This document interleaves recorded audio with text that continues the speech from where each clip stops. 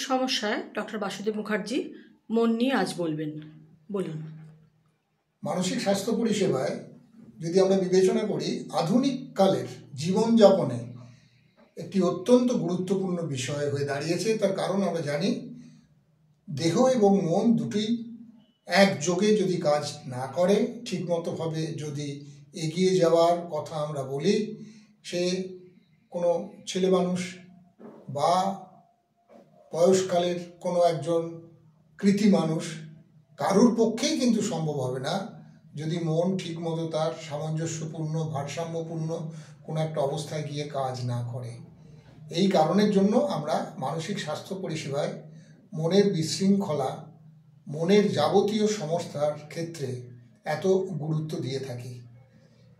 আমরা জানি মন হচ্ছে শেষ লড়াইয়ের ক্ষেত্র এবং এই মন সাধারণত বিপর্যস্ত হতে পারে আমরা দেখি তিনটি কারণের জন্য। একটা হচ্ছে চিন্তাভাবনার বিশৃঙ্খলা, একটা হচ্ছে ক্রিয়াকলাপের বিশৃঙ্খলা, আর একটা হচ্ছে আবেগজাত যে কোনো সমস্যার বিশৃঙ্খলা।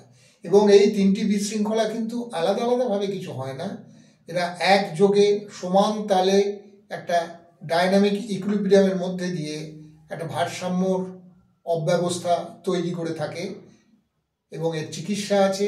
এই চিকিৎসার মধ্যে আমরা সাধারণত ওষুধ দিই, যাকে ফার্মাকোথেরাপি বলে, আমরা কাউন্সেলিং বা সাইকোথেরাপি বলি, এবং এই সব কিছু মিলিয়ে যেটা বলা হয় সেটা হচ্ছে ইন্টিগ্রেটেড থেরাপি।